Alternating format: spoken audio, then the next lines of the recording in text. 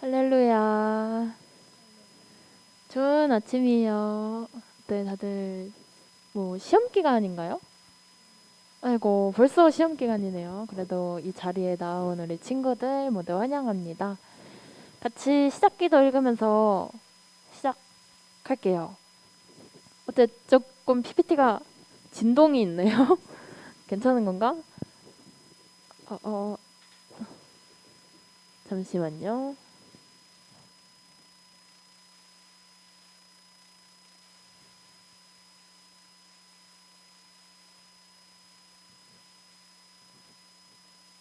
아, 네. 시작하면 같이 읽겠습니다. 시작. 평화의 하나님, 이 예배가 하나님께서 주시는 평화로 우리를 인도하는 시간이 되게 해주세요. 이 예배를 통해 잊고 있었던 우리 본래의 정체성을 기억하게 하셔서 하나님의 백성으로 변화되게 해주세요. 예수님의 이름으로 기도합니다. 아멘. 네, 우리 같이 나는 노래 안에 찬양하면서 기쁘게 아침을 열어가도록 하겠습니다.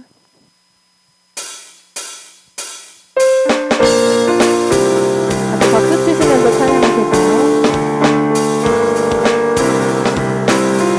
나는 노래 안에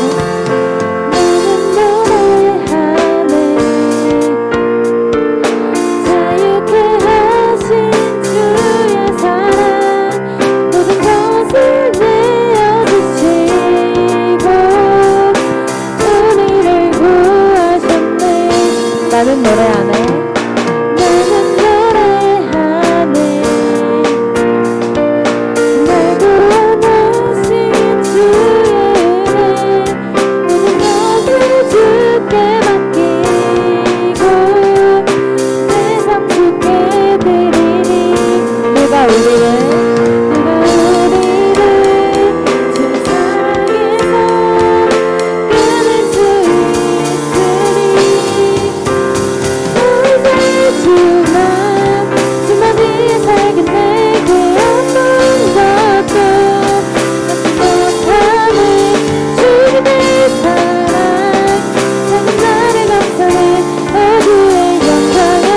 나 이제 주만 주만 위에 살겠네. 그 어떤 것도 갖지 못하는 주님의 사랑 작은 나를 감싸네. 오늘의 영광 안에 살겠네.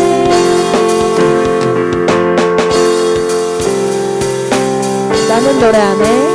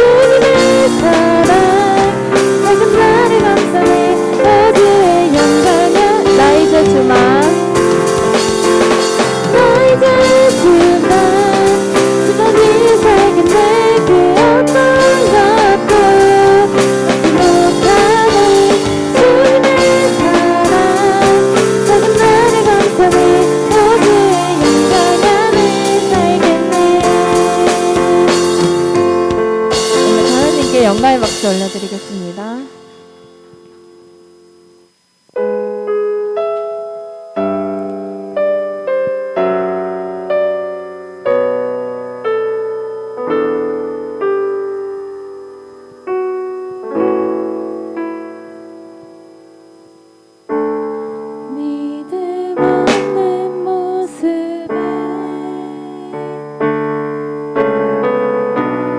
여전히 흔들려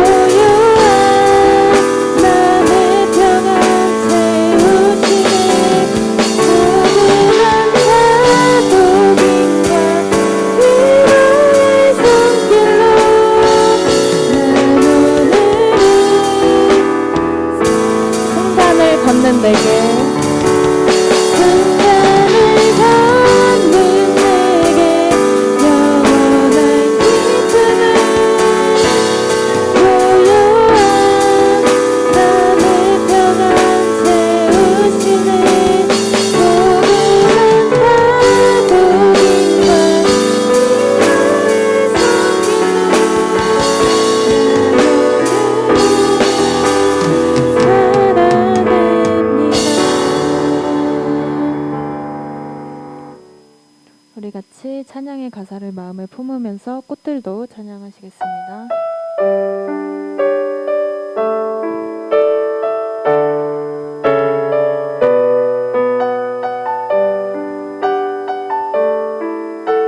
이곳에 생명샘 솟아나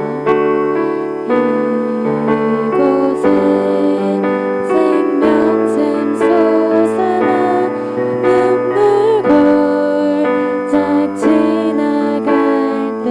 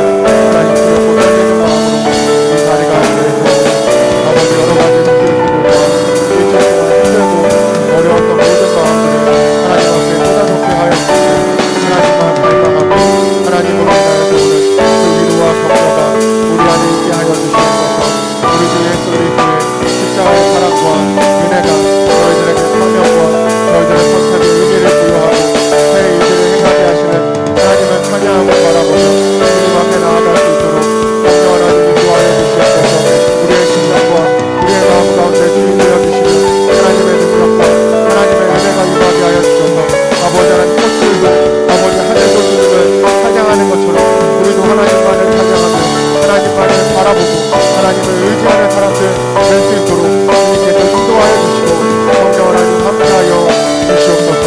함께하실 그 하나님을 기대하고 의지하며 주님 앞에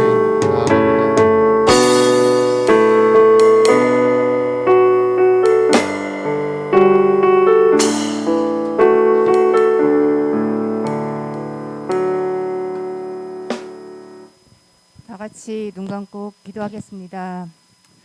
사랑의 하나님, 우리들을 자녀 삼아 주시고 주 안에서 한 주간도 건강하게 지켜주셨다가 주님 앞에 나와 찬양하며 예배드릴 수 있도록 인도하심에 감사드립니다. 또한 지난주에는 고유 명절인 추석 연휴를 보내면서 가족 친지들과 귀한 시간을 보내게 하심 또한 감사합니다. 하나님, 신천교회 중고등부를 위하여 기도합니다. 코로나와 여러 가지 환경으로 인해 주님을 멀리하였던 친구들을 기억하시사 다시 주님 앞에 나올 수 있도록 마음을 위로하시고 회복시켜 주시옵소서. 이 공동체 안에 주의 사랑과 은혜가 풍성히 넘쳐나기를 간절히 원합니다. 주님의 귀한 자녀들에게 학업 중에는 지혜를 더하시며 가정에서는 부모를 공경하는 마음을 주시옵소서. 주님 앞에 구하고 찾고 두드릴 때에 하나님께서 함께 하신다고 하셨던 주님, 무엇보다도 하나님을 우선순위로 하며 주님 앞에 말씀 붙들고 살아갈 때에 저들의 꿈꾸고 소망하는 모든 것들이 주 안에서 이루어지게 하옵소서. 이 시간에 귀하신 목사님을 통하여 하나님의 말씀을 듣습니다. 말씀을 전해주시는 서영준 목사님 늘 영육간에 강건하게 붙들어 주시며 오늘도 헌신하는 선생님들의 삶 속에 늘 평안을 더하여 주시옵소서. 성령의 열매를 많이 맺는 한 주간이 되기를 원하오며 사랑이 많으신 예수님의 이름으로 기도합니다. 아멘.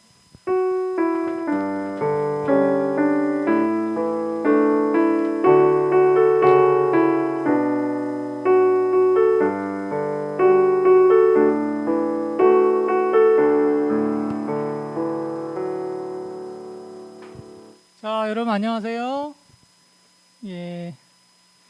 자, 오늘 그 중고등부 소식 전하기에 앞서 우리 기쁜 소식이 있어서 먼저 시상하도록 하겠습니다. 우리 등반하는 학생이 있어요. 우리 새로 나왔던 친구가 4주간 열심히 교회 예배 참석해서 시상하도록 하겠습니다. 이재영 학생 앞으로 나와주세요.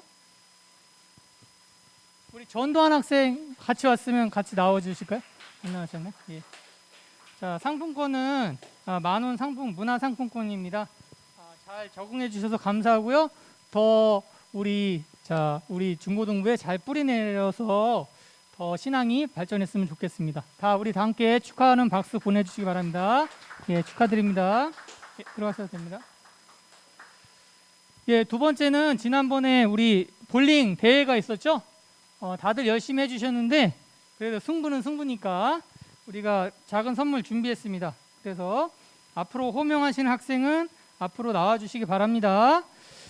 자, 그 1팀, 2팀, 3팀이 저기 우승을 했거든요. 정수, 우주, 현석, 미나, 지성, 현준, 호인, 지안 다 나오세요. 자, 앞으로 다 나오세요. 이런 기회 별로 없으니까요. 자, 그래서 자, 이거 최고급 샤넬하고 비슷한 유형의 그 퍼펙트 위크림이니까요. 얼굴 깨끗이 닦고 다니시기 바랍니다. 축하드립니다. 예, 받았으면 들어가시면 됩니다. 축하드립니다. 예, 축하드립니다. 자, 준우승팀 있습니다. 준우승팀 나와주세요. 자, 현우, 재영, 장희쌤, 성원, 이주, 호미, 현정 선생님, 용현, 의성 앞으로 나와주시기 바랍니다. 참고로 저도 우승했는데 상품을 준비 안 했다고 합니다. 네. 자, 교사 회의 시간에 단단하게 주의를 주세요. 자, 축하드립니다. 다음에는 꼭 우승하세요. 저희 올해 또 한 번 이런 기회를 마련할 테니까요.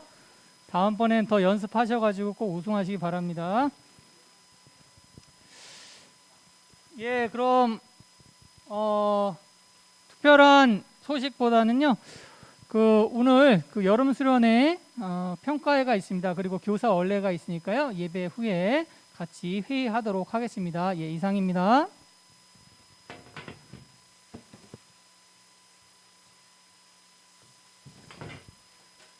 네, 여러분 반갑습니다. 그리고 여러분 오늘 중간고사가 혹시 언제인지 아시는 분들 있으면 저한테 좀 알려주고 가세요.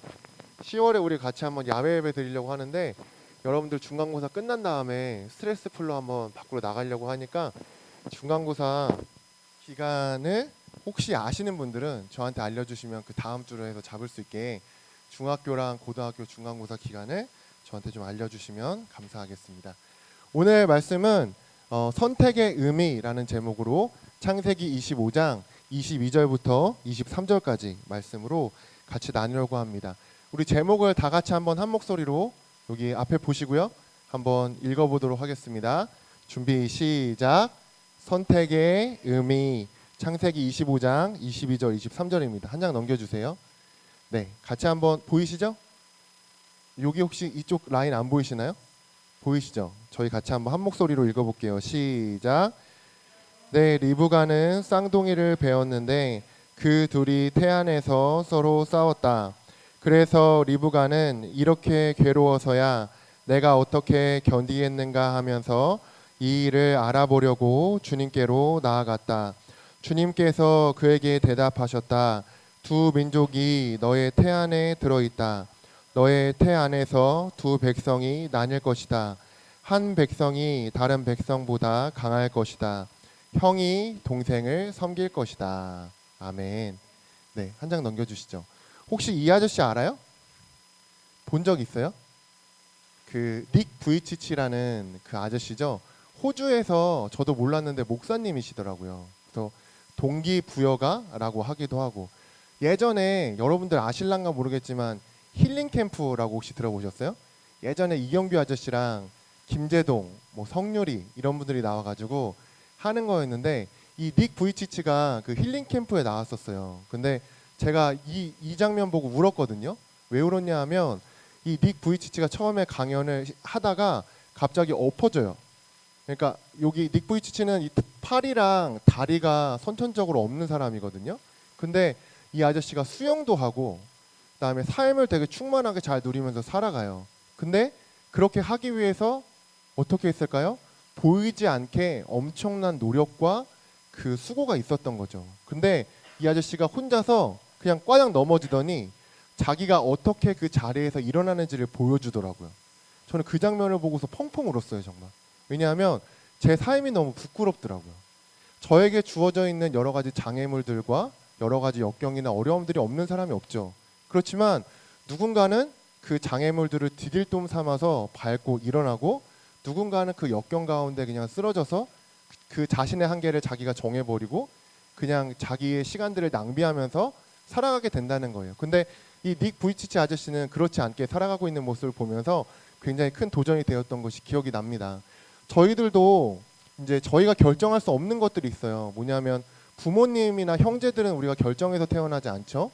그다음에 성별이나 국가, 외모 이런 것들은 이제 저희가 결정을 할 수가 없어요. 그래서 저희들이 태어날 때부터 주어지는 뭐 여러 가지 조건들이 있는데 이제 그 조건들을 우리는 어쩔 수 없이 안고 살아갈 수밖에 없다는 거죠. 근데 중요한 거는 뭐냐 하면 오늘 말씀을 잠깐 보여주세요. 오늘 말씀 보면은 이게 리브가가 누구 엄마냐 하면 야곱이라는 분의 엄마예요. 야곱. 근데 야곱이 그 쌍생아였어요. 쌍생아. 요즘에 여러분들 학교에 쌍둥이들 꽤 많지 않아요? 예전에 비해서 비율이 굉장히 높아졌다고 들었어요. 학교마다 한 있죠. 주변에 쌍둥이 있는 사람. 자기 친구들 중에 쌍둥이 있다. 뭐야? 여러분들보다 조금 더 연령이 낮아져야 되나 봐요. 저희 아들, 그러니까 초등학교 4학년, 3학년 이때 보면은요. 예전에는 학교에 쌍둥이가 둘 이렇게 있었다면 지금은 그냥 한 반에 한 정도 있는, 뭐 비율이 많이 높아지지 않았지만 그래도 굉장히 많이 그래도 있는 것 같아요. 그러니까 근데 야곱도 쌍둥이였어요. 그래서 야곱과 에서라는 두 사람이 태어나는데 에서가 형이에요. 그래서 에서가 먼저 태어나고 그 에서가 태어날 때 야곱이요 그 에서의 발꿈치를 잡고 이렇게 끌려 나왔다고 해가지고 그 야곱이라는 이름이 발 뒤꿈치를 잡은 자라는 뜻이기도 하고, 또 한편으로는 속임수를 쓰는 사람이라는 뜻이기도 하고, 근데 또 한편으로는 하나님께서 보호하신다라는 뜻을 이름을 가진 사람이기도 해요. 조금 어렵죠? 네, 들어보세요. 근데 그 쌍둥이가 태어나는데 태 안에서부터 두 백성이 나뉜다라는 얘기를 해요. 이 얘기가 굉장히 무서운 얘기인 게 뭐냐 하면 아까 한 장 넘겨주세요. 아까 얘기한 것처럼 부모, 형제, 성별, 국가 우리가 결정할 수 없이 우리에게 주어지는 여러 가지 조건들이 있다고 얘기했죠. 근데 여기에서도 뭐라고 얘기했냐면 태어나기 전부터 뭔가 운명이 결정되어져 있는 것 같은 느낌을 우리에게 준단 말이에요. 그렇다고 하면 기독교는 우리가 믿는 하나님은 정말 어떤 사람의 운명을 태어나기 전부터 결정한 다음에 그 운명대로 그 삶을 살아가게 하시는 분인가 라는 것을 오늘 여러분들이랑 같이 좀 나눠보려고 합니다. 왜냐하면 이 선택의 교리라는 거예요. 선택. 하나님께서 우리를 선택하셨다 이런 얘기 많이 하잖아요. 교회에서. 여러분들 한 명 한 명을 하나님께서 선택하셨어요. 선택하시고 여러분들을 불러주셨어요. 그게 맞아요. 근데 중요한 건 뭐냐 하면 그 선택의 교리 때문에 기독교가 가장 많이 공격받는다는 거예요. 왜냐하면 그래 하나님이 너는 선택하셨어? 그럼 나는 선택하지 않으셨다는 얘기니? 라고 질문을 한다면 그렇다면 뭐라고 대답할 수 있겠어요? 하나님이 선택하신 사람만 하나님을 믿게 되고 하나님이 선택하지 않은 사람은 그러면 거기에서 배제되는 건가? 이런 질문들을 할 수 있을 거고 또 왜 비판을 받냐 하면 이 선택받았다는 어떤 특별함이 자만심으로 이어졌기 때문에 그래요. 이스라엘이 그렇잖아요. 지금 이스라엘이 1940 몇 년도에 갑자기 자기네 땅으로 들어가가지고 장벽을 세워버리고 팔레스타인 사람들이 살던 그 땅에 자기의 나라를 만들어버렸죠. 그러니까 그것 때문에 지금 굉장히 여러 가지 문제들이 생겨나게 되는데 그 사람들의 논리는 여기는 나의 원래 땅이었고 하나님께서 여기에 이 땅을 세우라고 하셨다라는 논리를 가지고 들어간 거예요. 그렇지만 그 행동 때문에 팔레스타인에 사는 수많은 사람들은 지금도 고통받고 있고 어려움들을 겪고 있어요. 그러니까 그런 양쪽의 얘기가 같이 있기 때문에 이 선택의 교리에 대해서 우리가 명확하게 잘 생각하지 않으면 우리도 자만심에 빠지거나 아니면 운명론에 빠질 수 있는 그런 두 가지의 모습이 우리 가운데 있기 때문에 하나님께서 우리를 선택하셨다라는 것이 무엇인지를 여러분들과 명확하게 얘기를 해보려고 합니다. 넘겨주세요. 그렇다면 야곱은 어떤 사람이냐? 그림이 잘 안 보이실지 모르지만 구글에 야곱 검색하면 다 이 그림 나와요. 뭐냐면 여러분들한테 몇 번 말씀드렸는데 천사랑 씨름하고 있는 야곱의 모습이 나오게 됩니다. 이 천사랑 씨름하고 있는 야곱의 모습인데 그렇다고 해서 아까 야곱이 어떤 사람인가? 야곱은 어떤 사람이냐 하면 야망의 사람이라고 할 수 있어요. 한마디로 말하면 야망. 네, 주어가 네, 야망 주어 알아요? 그 야망의 사람이 뭐냐 하면 야망이라는 말이 좀 약간 안 좋게 들리기도 하죠. 그렇지만 이 야망이라는 말은 또 좋은 의미를 가지고도 있어요. 그래서 우리나라의 단어로서 야망이 굉장히 적합한 번역인 것 같아요. 그러니까 표현인 것 같아요. 야망은 좋은 것이기도 하고 약간 나쁜 것이기도 한 것 같은 그런 중간의 느낌을 주잖아요. 그러니까 성경에서 그 야곱의 포지션이 어디냐면 다윗과 삼손의 사이라는 거예요.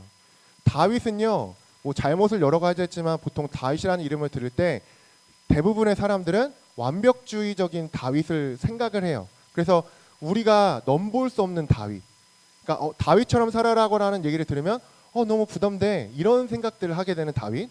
삼손은 어떻냐면 개망나니. 삼손은 진짜 자기 욕망대로 여자를 막 이렇게 탐하면서 살았던 사람이거든요.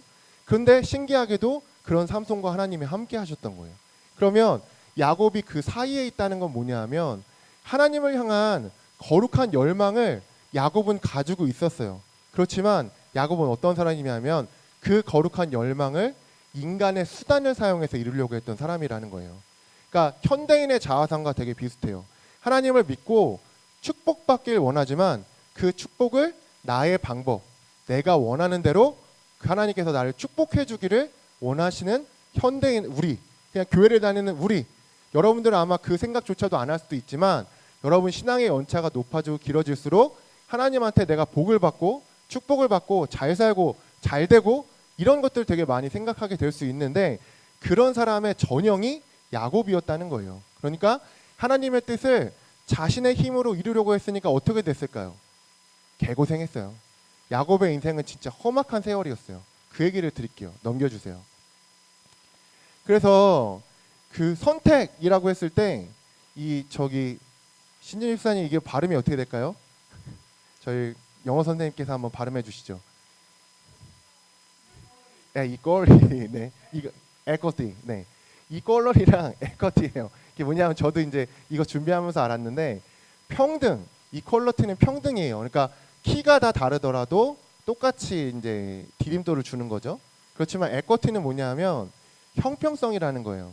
키가 작은 사람은 더 높게 주고 그냥 보이는 사람들은 볼 수 있게 하고 이런 식으로 하는 거죠. 그러니까 성경은요 이거를 뭐라고 얘기하냐면 성경은 평등보다는 형평성에 대한 얘기를 하면서 우리에게 은혜에 대해서 얘기를 해요. 은혜, 전적인 은혜. 많이 성경에서 많이 들어봤겠지만 우리가 하나님의 전적인 은혜를 받고 예수님께서 우리에게 전적으로 하나님의 생명을 내어주는 은혜를 주셨기 때문에 예를 들어 보세요. 여러분 혹시 가지고 싶은 차 벌써 있는 사람 있어요? 나중에 어떤 차 타고 싶다 이런 생각 해본 사람? 재혁이 웃는데 한번 얘기해 보세요. 어떤 차 타고 싶어요? 네. 제가 원하던 답이에요. 그 재혁이한테 어떤 그 분이 페라리를 사준 거예요. 페라리를 사줬어. 너무 감사하죠. 근데 재혁이가 너무 감사하다고 지갑을 주섬주섬 꺼내더니 그 지갑에 있는 3,000원이 있었어요. 3,000원을 드리면서 이거라도 좀 이렇게 괜찮으시면 받으시면 좋겠습니다. 이게 말이 되는 행동이라고 생각하세요? 은혜라는 거는 거저 받지만 그게 값이 싸서 은혜가 아니라는 거예요. 우리가 받은 은혜가 너무 커서 우리가 가진 그 어떤 걸로도 갚을 수가 없기 때문에 그것을 은혜라고 얘기한다는 거죠. 성경은 우리의 인생이 하나님의 은혜라고 얘기하는데 선택과 관련이 있어요. 왜냐하면 하나님께서 우리를 선택하신 이유가 뭐냐면 하나님이 전적으로 자기가 선택을 하셨기 때문에 내가 하나님을 선택한 것이 아니라 하나님께서 우리를 전적으로 선택하셨던 것에 대해서 은혜라고 얘기를 해요. 또한 이 얘기는 뭐냐면 그 은혜를 주신 이유가 뭐냐면 인간이 만든 경계를 허물고 들어오시기 위해서 우리를 선택하셨다는 거예요. 예를 들어볼게요. 장자이기에 에서는 장자였어요. 에서는 장자였는데 그때 당시에 장자는요 장자로서의 어떤 권리가 보장되어 있는 상태였거든요. 근데 오늘 아까 말씀에서 뭐라고 그랬어요? 형이 아우를 섬기게 될 것이다라고 얘기했죠. 이것은 장자로서의 권리가 무너지는 걸 얘기해요. 그렇기 때문에 뭘 얘기하냐면 장자이기에 하나님의 축복이 보장되는 것은 아니다라는 것을 이 선택을 통해서 얘기하고 두 번째로 야곱을 볼게요. 야곱은 선택을 받았어요. 그럼 잘 살고 축복을 받아야 되잖아요. 아까 야곱의 인생이 뭐라고 했어요? 개고생. 야곱은 개고생했어요. 하나님의 선택을 받았다고 해도 그의 인생이 자꾸 사람의 수단을 사용해서 하나님의 어떤 복을 얻어내려고 한다면 그 삶은 개고생하는 삶이 된다는 거예요. 무슨 얘기냐면 사회적인 구조가 보장해주는 그것도 아니고 또 하나님의 선택을 받았다고 하더라도 나에게 은혜가 보장된 것이 아니라는 거예요. 하나님께서 만들려고 하시는 우리를 선택하시고 우리를 부르신 이유는 뭐냐 하면 그 고정되지 않는 뭔가 하나님의 은혜가 임해서 뭔가 새로운 질서, 새로운 사회들을 만들어 가면서 거기 안에서 하나님의 살아계심을 보여주려고 하시기 위해서 우리를 선택하셨다는 거죠. 넘겨주세요. 조금 어려워졌죠. 포용하기 위한 선택. 두 번째로 에서는 어떻게 되나라는 질문을 많이 하게 돼. 아까 선택교리가 비판받는 지점이 욕이라고 말씀드렸어요. 야곱은 선택받았고 에서는 선택받지 않았다면 그럼 에서는 배제되는 것인가? 그렇지만 성경을 조금만 읽어보면 그렇지 않다는 것을 알 수 있어요. 에서는 에돔이라는 그 큰 민족을 나름대로 이루게 되고요. 그 자신도 굉장히 큰 부자로 살아가게 돼요. 에서도 축복을 받고요. 일가를 이뤄요. 그리고 이사야서에서 보면은 하나님께서 이스라엘만 구원하길 원하시는 것이 아니라 그러니까 나만 선택받는 것을 원하시는 것이 아니라 여기 한번 디모데전서 2장 4절 한번 읽어볼게요. 다 같이 시작. 하나님은 모든 사람이 같이 한번 읽어볼게요. 시작. 하나님은 모든 사람이 구원을 받으며 진리를 아는 데에 이르기를 원하시느니라. 아멘. 뭐라고요? 나만 선택받고 나만 거기서 끝나는 게 아니라 이 선택을 통해서 하나님께서는 모든 사람이 구원을 받으며 진리를 아는 데까지 이르기를 원하시는 분이 하나님이시다라고 얘기를 하고 바벨론이라는 나라는 남유다를 멸망시키고요. 아수르라는 나라는 북이스라엘을 멸망시키는데 이 두 나라 그 유다와 이스라엘을 멸망시킨 그 나라까지도 구원하시는 비전이 있다는 것이 이사야서 말씀에도 구체적으로 나오게 된다는 거죠. 넘겨주세요. 여기 한번 읽어볼게요. 예수님께서 하신 말씀인데 아까 제가 말씀드린 그 내용이 그대로 담겨 있어요. 여기 한번 읽어볼게요. 시작. 너희가 나를 택한 것이 아니라 내가 너희를 택하여 세운 것이다. 그것은 너희가 가서 열매를 맺어 그 열매가 언제나 남아있게 하려는 것이다. 그리하여 너희가 내 이름으로 아버지께 구하는 것은 무엇이든지 다 받게 하려는 것이다. 아멘. 여기 나와 있죠. 너희가 나를 선택한 것이 아니다. 하나님께서 전적으로 우리를 선택해 주신 것이고, 우리를 선택하신 이유는 뭐냐면 열매를 맺고 그 열매가 남아있게 하려고. 이 사진이 독수리인 이유는 뭐냐면요, 그 사복음서가 신기하게도 동물들이 하나씩 다 있어요. 근데 요한복음인데, 요한복음은 저 높은 하늘에서 이 땅을 내려다보는 느낌으로 쓰여져 있다고 해가지고 요한복음은 독수리가 상징이에요. 그래서 독수리를 해놨어요. 넘겨주세요. 그리고 복이라고 돼 있죠. 아브라함한테 하신 말씀인데 여기 한번 읽어보겠습니다. 시작.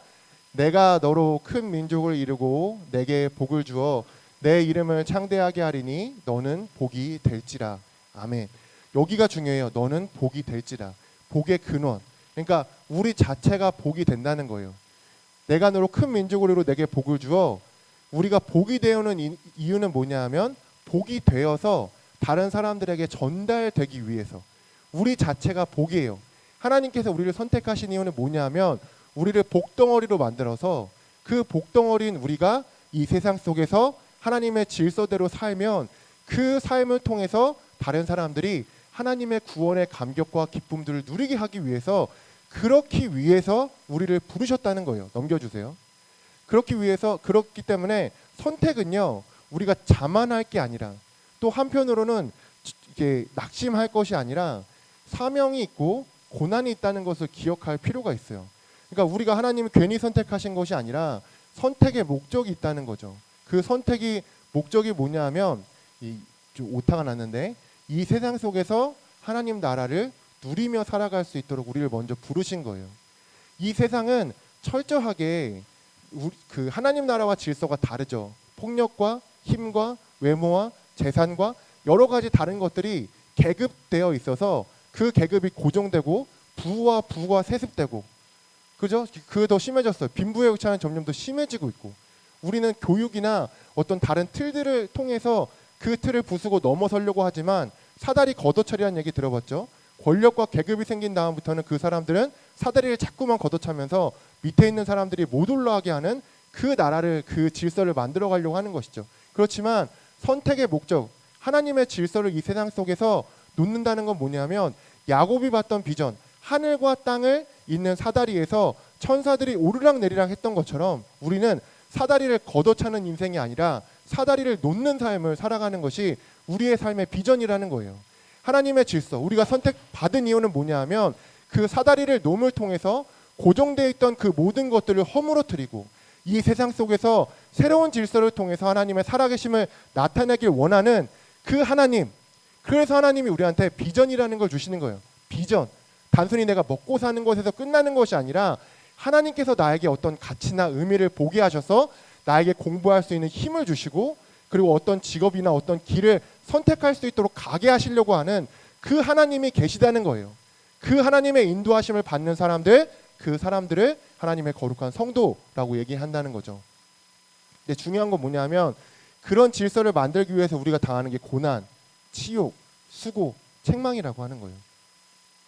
이건 그냥 이루어지는 거 아니라 누군가의 희생, 누군가의 섬김, 누군가의 고난, 누군가의 수고, 이것들이 있기 때문에 거기 안에서 새로운 질서가 만들어진다는 거죠. 그렇기 때문에 내가 정말 선택받았다, 내가 정말 하나님이 나를 인격적으로 만나 주셨다, 하나님이 나와 함께 하신다 라고 느끼는 사람일수록 그 선택은 특권이 아니라 섬김이라는 것을 분명하게 기억할 수밖에 없다는 거죠. 그렇기 때문에 주변에 가짜와 진짜를 구분하는 법이 있어요. 하나님 믿는다고 하지만 그 마음이 자만으로 가득 차 있고 나는 특별해 라는 마음 가운데 남아있는 사람들은요, 그 사람들은 아직 신앙적으로 어린 나이에요. 오히려 선택받고 진짜 하나님을 인격적으로 누리고 있는 사람은 겸손하고요, 곁에 있는 사람들을 돕고 사랑하며 함께 그 질서를 만들어가기 위해서 수고하고 섬겨가는 것들을 망설이지 않는다는 거죠. 넘겨주세요. 그래서 우리의 선택, 우리 앞에 두 가지의 길이 있어요. 두 가지의 길. 이제 그 재밌는 게 있는데 그 수용소 얘기가 두 가지 수용소 얘기가 나와 있는 재미난 책이 있어요. 첫 번째 책은 뭐냐면 빅터 프랭클이라는 사람이 쓴 죽음의 수용소에서, 이 사람은 유대인이었는데 아우슈비츠 수용소에서 살아나왔던 사람이에요. 근데 이 사람이 원래 심리학자였고 정신의학자였는데 들어가서 자기 직업병이 있으니까 사람들을 관찰하기 시작하잖아요. 근데 거기 안에서 두 종류의 사람이 있다는 것을 발견을 해요. 한 사람은 들어가자마자 자기 삶을 포기하고 내려놓는 사람. 이런 사람들은 어떻게 살아가냐 하면 굉장히 이기적이고 자기중심적으로 절대로 자기 것 나누지 않고 거기 안에서 이렇게 막 이러면서 살아가요. 근데 또 한편에 있는 어떤 사람들을 발견했는데 강제 수용소에서도 다른 사람들을 보살피고 마지막으로 자기 빵을 아껴가지고 남겨놨다가 더 힘든 사람들을 위해서 나눠주는 사람들이 있다는 거예요. 빅터 프랭클이 이 사람들을 발견하면서 신앙의 눈을 떠요. 아, 하나님이 그 당시에 하나님 그 사신 신학이라는 게 유행했거든요. 왜냐하면 유대인들이 너무 많이 죽어가는데 하나님 당신이 어디에 계시느냐. 그래서 대부분의 사람들이 이렇게 생각해서 하나님은 죽었다, 하나님은 없다. 근데 한편으로 이 빅터 프랭클이나 몰트만 같은 신학자들은 뭐라고 얘기했냐면 하나님이 거기에 계시다. 어떻게? 그 사람들과 함께 고통받으시며. 그래서 고통받으시는 하나님이라는 그 신학이 여기에서 파생이 되게 돼요.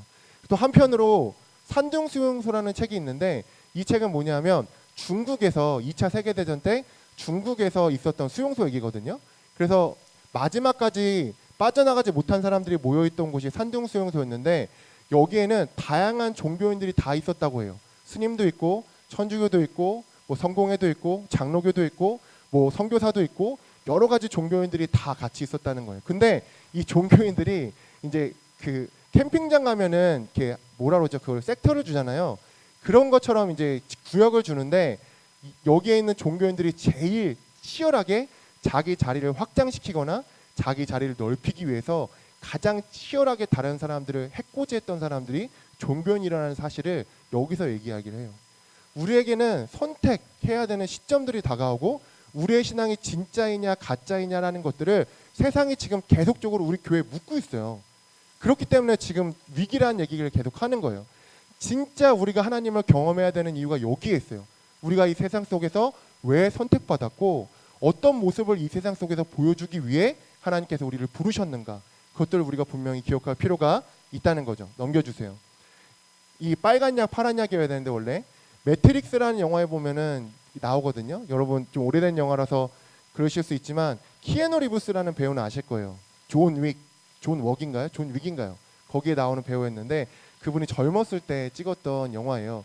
현실 세계와 가상 세계 사이에서 이제 구원자로서 왔던 네오 메시아, 그 얘기인데 선택하라고 해요. 빨간 약을 먹으면 다시 모든 걸 잊고서 그냥 이 세상 속의 매트릭스 안에서 그냥 너무 자연스럽게 그냥 살아갈 수 있는데 모르죠? 아무튼 그 다른 약을 먹으면 깨어나는 거예요.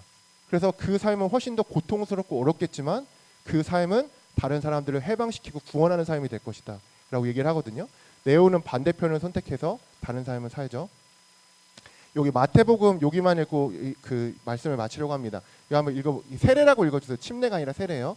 시작. 세례 요한의 때부터 지금까지 천국은 침노를 당하노니 침노하는 자는 빼앗느니라. 아멘. 이게 천국에 대한 말씀인데 두 가지로 해석이 가능해요. 그러니까 침노하다와 빼앗다라는 말이 긍정과 부정의 의미가 있어요. 이거를 긍정의 의미로 읽으면 어떤 얘기냐면 보통 긍정의 의미로 읽는 경우가 많은데 하나님 나라가 이 세상 속에 지금 이미 강력하게 침투하고 있고 그 천국은 적극적으로 반응하는 사람, 적극적으로 침략해 들어가서 정복하고 점령하는 그 사람의 것이다 라는 의미로 첫 번째 읽을 수 있죠. 그 다음에 한편으로는 부정의 의미로도 이게 해석이 가능하다는 거예요. 부정의 의미는 뭐냐 하면 이 하나님의 사명을 이루려고 했을 때 폭력을 당하는 천국의 모습이 있다는 거죠. 그러니까 천국은 지금도 그 폭력적인 세력에 의해서 침노를 당하고 있고 그 침노하는 자는 빼앗느니라. 그 사람들에 의해서 많은 사람들, 그러니까 천국의 하나님의 사명을 가진 사람들이 많이 고통을 당하며 살아가고 있다. 이 두 가지의 의미로 얘기를 하고 있는 거예요. 근데 저는 오늘 이 구절에 오늘 말씀드린 선택의 두 가지의 의미가 다 나와 있다고 생각해요.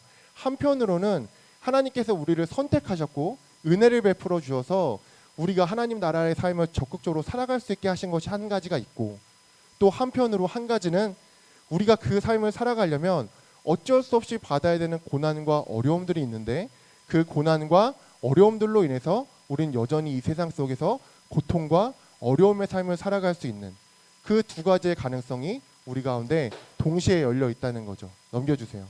네, 끝났는데요.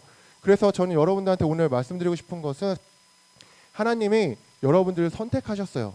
그것은요, 전적인 은혜예요. 전적인 은혜이기 때문에 우리는 적극적으로 이 세상 속에서 하나님의 질서를 알고 깨닫고 그 질서대로 살아가기 위해서 해야 돼요. 또 한편으로, 그렇지만 또 한편으로 그 선택은 사명과 고난이에요. 하나님께서 우리에게 주신 그 사명과 고난과 비전을 통해서 이 세상 속에서 그 사다리를 놓기 위해서 우리가 고생하고 수고해야 되는 지점이 동시에 있다는 거죠. 여러분, 어떤 삶을 살아가시겠어요? 청소년 시절 이제 우리가 앞으로 살아갈 뭐 직업을 준비하고 성인이 되기 위한 어떤 과정을 살아가고 있는데, 세상은 우리한테 뭐 어떤 뭐 그냥 기능을 잘 감당하는 사람이 되라고 많이 얘기하죠. 그렇지만 그 기능을 넘어서서 우리에게 하나님께서는 새로운 정체성을 주길 원하시고, 우리가 감당해야 되는 그 기능을 통해서 그 기능이 나를 위해서만 사용되는 것이 아니라 한편으로 그 기능이 내 옆에, 내 주위에, 이 사회에 새로운 사다리를 놓는 도구로 그 기능들을 준비하라고 말씀하시는 부분이 동시에 있다는 거예요. 그런 비전과 그런 꿈이, 그런 선택이 우리의 심령과 마음 가운데 임하기를 간절히 소망합니다. 우리 같이 찬양할 텐데요. 믿음 없는 모습 그대로, 이 찬양 되게, 제가 요즘에 마커스 목요 예배를 항상 유튜브 틀어놓고 보고 있는데, 제가 이 찬양에 굉장히 크게 은혜를 받았어요. 그래서 이 찬양 우리 같이, 잘 모르실 수도 있는데요, 우리 같이 익혀보면서 한번 기도하고 한번 찬양하고 같이 기도했으면 좋겠습니다.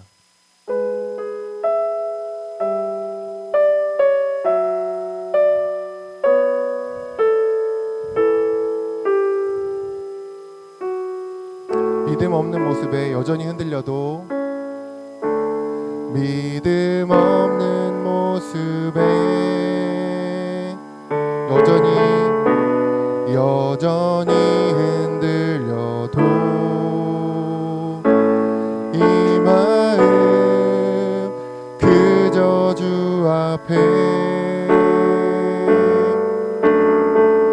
조용히 내어드리네. 있는 모습 그대로, 있는 모습 그대로 이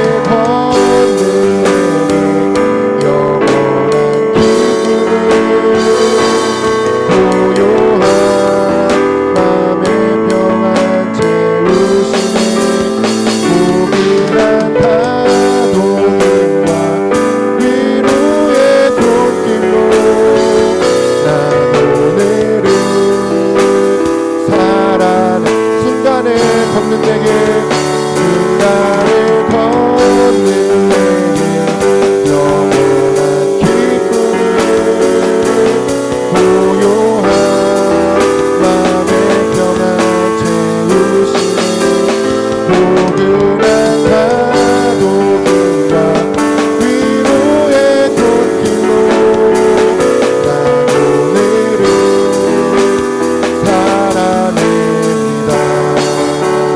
우리 같이 눈을 감고 손을 모으고 같이 기도하겠습니다. 우리 같이 한 목소리로 한 마디로 조용히 한번 기도했으면 좋겠어요. 하나님, 내가 정말 선택받은 자로 하나님 앞에 살아갈 수 있도록 도와달라고. 하나님이 선택의 의미들에 대해서 내가 깨닫고 알아갈 수 있도록 도와달라고. 우리 같이 한번 기도하며 나아가길 원합니다. 같이 한번 기도하겠습니다. 살아계신 하나님, 이 시간 저희들을 선택하여 주시고 이 자리 가운데 불러주심을 하나님 감사드립니다. 하나님, 저희가 온전하게 선물하지 못해서 하나님의 진리가 전달되지 못한 부분들이 있다면 하나님께서 주관하여 주시고 역사하여 주셔서 아버지 저희 친구들의 마음을 하나님께서 만져주시고 하나님께서 움직여 주시옵소서. 하나님의 능력과 은혜가 흘러가기를 원합니다. 하나님, 저희를 야곱과같이 선택하여 주심을 감사드립니다. 하나님, 저희들의 인생을 하나님 대고생하는 인생, 하나님의 뜻을 나의 수단을 통해서 이루려고 하다가 그렇게 넘어지고 바빠지는 인생이 아니라 정말 하나님의 거룩한 열망들을 가지고 아버지 그것들을 하나님의 방법과 하나님의 수단으로 이루기 위해 살아가는 그 삶을 살아낼 수 있도록 아버지 선택의 진정한 본질적인 의미들을 저희들이 깨닫고 알아갈 수 있도록 주님께서 인도하여 주시고 성령 하나님 함께하여 주시옵소서. 하나님의 능력과 은혜가 저희 가운데 일하기를 원합니다. 저희 한 명 친구들 기억하여 주시옵소서. 아버지 삶에 여러가지 고단함과 힘듦과 걱정과 근심과 염려들이 있습니다. 하나님, 그 모든 것을 주님 앞에 쏟아놓게 하여 주시고 하늘로부터 오는 위로와 격려가 임할 수 있도록 하나님께서 역사하여 주시옵소서. 그래서 하나님의 능력과 은혜로 살아가게 하여 주시고 선택받은 자로 하나님의 사람으로 이 땅 가운데 그 정체성이 바뀌어지며 하나님의 능력과 은혜를 의지하여 살아가는 한 명 한 명 저희 친구들 될 수 있도록 하나님께서 역사하여 주시고 성령 하나님 인도하여 주시옵소서. 함께하여 주시기를 간절히 소망합니다.